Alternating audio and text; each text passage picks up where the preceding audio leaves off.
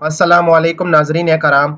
आज के इस एपिसोड के आगाज़ में हम देखेंगे हमें कुस्तुनतुनिया का मंजर सामने आता है, जहाँ पर एक शख्स कह रहा था, हुजूर मैंने आपको तनबीह की थी कि शायद उरहान जीत जाएगा।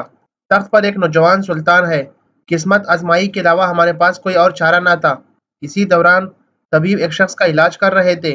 वो शख्स कहता है, अब आपकी वजह से इस नौजवान सुल्तान को इतनी इज्जत मिल चुकी है जो वो अगले 10 साल में न कमा पाता। मैं आपको मुबारकबाद पेश करता हूँ, हुजूर। सामने शख्स कहता है, मैंने सुना है कि उरहान भाग गया है। सामने कमांडर खड़ा कहता है, आपके भाई कॉन्स्टेंटिनियस उसे आखिरी लम्हे मौत के मुंह से निकाल लाए। वो लोग मोरा गए। बिस्तर पर पड़ा शख्स कहते हैं, मोरा? हाँ, बिगड़ी हुई औलाद।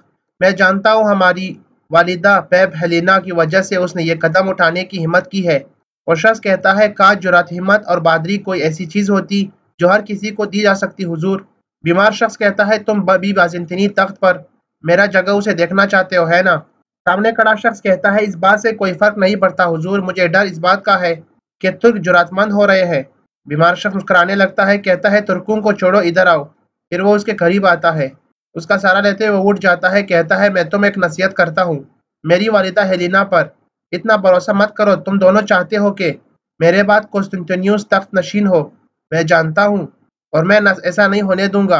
दूसरा शख्स भी ऐसा कहता है कि हम भी ऐसा कभी नहीं होने देंगे। हम में से किसी को इस बात का अदराक नहीं कि आपका छोटा भाई डेमेत्रियुस क्या चाहता है। आपके ख्याल से तख्त ऐसे नाहिल के हवाले कर देना। बीमार शख्स कहता है, छोड़ो, ये बात शहनशाह को सोचने दो। नातुरास, शायद ये बीमार शख्स शहनशाह होता है। शहनशाह कहता है, तुम न सोचो, मुझे सोचने दो। इसके बाद हमें मोरा का मंजर सामने आता है। एक सुलेबी कमांडर बैठा हुआ था, एक कुत्ता उनके पास था। कॉन्स्टेंटिनियस और उनके सिपाही उरहान के साथ अंदर दाखिल हो जाते हैं। मोरा शहर के अंदर वो अपने घोड़ों से उतरते हैं। बेटा कमांडर कहता है, क्या तुम जानते हो मैं क्या सोच रहा हूँ? क्या एक तुर्क के लिए इतना खतरा मोल लेना जरूरी था, भाई?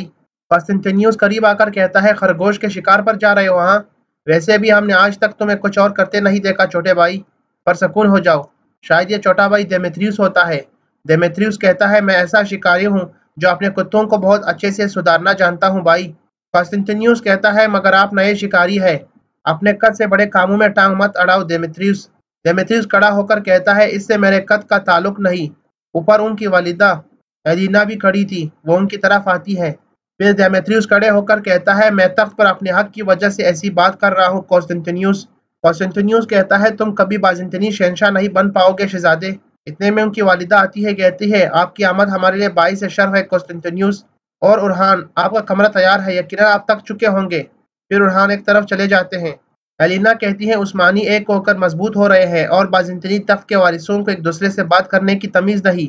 देमेत्रियुस कहता है, क्या हम एक उस्मानी शहजादे से इश्तिराक करके मुत्तहिद होंगे, वालिदा?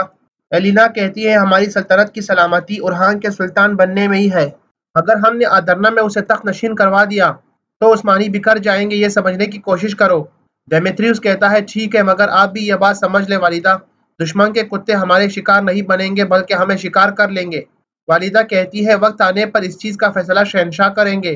फिर देमेत्रियुस अपने घोड़े पर सवार हो जाता है और कहता है, बेफिक्र रहे, जब मैं शहनशाह बन जाऊंगा तो इन सब बातों का एक करके हिसाब लूंगा। फिर वो अपने घोड़े पर सवार होकर अपने सिपाहियों के साथ शिकार पर निकल जाते हैं। इसके बाद हमें अदरना शहर का मंजर सामने आता है, जहाँ पर सुल्तान खड़े थे। जानदारली उसे नक्शा समझाते हुए कहते हैं, हिंगरी की रियासत का नायब यानूश यहाँ है। ये इलाका जनूब में है, मगर वो सुकून से बैठने वाला नहीं। सुल्तान महमद फरमाते हैं, बहुत अरसा हो गया है, इस काफिर की तरफ से कोई खबर नहीं आई। आखिर ये क्या चाहता है? जानदारली कहता है, हमारे खबरियों की तरफ से मौसूल हुई इतलात के मुताबिक वो वाटिकान यूरोप का शहर की तरफ जा रहे हैं। जरूर वहां से इतिहाद चाहता है। अगर हम पहले इक़दाम करके हंगरी पर हमला कर दे तो फिर एक नया कैथोलिक ईसाई फरका इतिहाद कायम होने से पहले उन्हें खत्म कर देंगे। सुल्तान फरमाते हैं, वारना बल्गारिया का शहर की बदनज़मी के बाद उन्हें इतिफाक कायम करने में कुछ साल लगेंगे। कोशिश करने दो उन्हें। इसहाक पाशा कहते हैं, कैथोलिक के अलावा ओलोही और अल्बानी भी मौजूद है, सुल्तान मोहतरम। शहाबुद्दीन कहते हैं, बोगोमिल हवारी ऑर्थोडॉक्स। हर गुजरते दिन के साथ उनकी फरका वारियत बढ़ती चली जा रही है। उनका इतिहाद बहुत मुश्किल है। इसहाक पाशा कहते हैं, सिर्फ अपना फायदा देखते हैं, हम इस बात का मुशाहिदा कर चुके हैं, दूसरा चुके हैं हम। इसहाक पाशा कहते हैं, हाँ, मगर फिर भी हमें यकीन नहीं। महज सर्बिया वालों का यानूस की मदद करना काफी नहीं है। सुल्तान फरमाते हैं, हमने इस बारे में भी सोच रखा है, आप परेशान मत हो इसहाक पाशा। جاندارلی کہتا ہے یقیناً آپ نے کچھ سوچ رکھا ہوگا سلطان محترم، مگر ہنگری پر حملہ کرنے کا بہترین وقت یہی ہے۔ سلطان فرماتے ہیں وقت بہترین ہے، حملہ بھی کیا جا سکتا ہے، مگر ہماری منزل غلط ہے پاشا۔ جب بھی ہم مغرب کی طرف رخ کرتے ہیں وہ ہماری پیٹھ سے وار کرتے ہیں، کیا ایسا نہیں ہے؟ ہاں، کل ہم نے اورہان کی بغاوت دیکھ لی ہے، وہ لوگ ہمیں قرابت داروں کو آپس میں لڑوانے چلے تھے، کیا وہ کل کو پھر کوئی نیا حملہ نہیں کر پائیں گے؟ کیا یہ ممکن ہے؟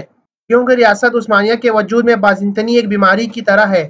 مجھے اس بات پر یقین ہے کہ نظام عالم کے سامنے موجود بند رکاوٹ یہ ہے، اگر عثمانی ایک مضبوط اور عظیم سلطنت بننا چاہتے ہیں تو ہمیں یہاں جانا ہوگا، وہ شہر جس کے بارے میں رسول اکرم صلی اللہ علیہ وآلہ وسلم نے بشارت دی تھی، ہمارا کنز العلم قسطنطنیہ۔ جاندارلی کہتا ہے ابن آدم میں سے کوئی بھی آج تک ایسی فوج جمع نہیں کر سکا جو سمندر کی ان دیواروں کو پار کر سکے۔ سلطان فرماتے ہیں میں ایک ایسی فوج منظم کروں گا کہ اس قدیم شہر نے آج تک ایسی فوج نہ دیکھی ہوگی، تاریخ میں ایسے بہت سے واقعات درج ہے۔ جاندارلی کہتا ہے اور خان سے لے کر کئی عثمانی سلطانوں تک سب نے کوشش کی 32 دفعہ، مگر اتنی ریاستیں، اتنے بادشاہ وہ علاقہ فتح نہ کر پائے۔ کیونکہ ان کے پاس کوئی ایسا ہتھیار نہیں تھا جس سے وہ یہ کرتے۔ ویسے بھی شہر کا محاصرہ کرنے کے لیے بھاری رقم درکار ہے، منجنیقیں، بحری جہاز، آلات، ہمارے لیے اخراجات برداشت کرنا ممکن نہیں۔ اور اس طرح یہاں پر آج کے اس ایپیسوڈ کا ہو جاتا ہے اختتام۔ ملتے ہیں نیکسٹ ایپیسوڈ کے ساتھ، دعاؤں میں یاد رکھیے گا۔ اللہ حافظ۔ ناظرین کرام، اگر آپ سلطان محمد فاتح سیزن 1 کے مزید ایپیسوڈز ہمارے یوٹیوب چینل پر دیکھنا چاہتے ہیں تو آپ ہمارے اس یوٹیوب چینل کو لازمی سبسکرائب کیجیے اور بیل نوٹیفیکیشن کو لازمی آن کیجیے، کیونکہ ہم جیسے ہی نیکسٹ ویڈیو اپلوڈ کریں گے آپ کو سب سے پہلے نوٹیفیکیشن ملے گی اور آپ سب سے پہلے ہماری ویڈیو دیکھ پائیں گے۔ تب تک کے لیے اللہ حافظ۔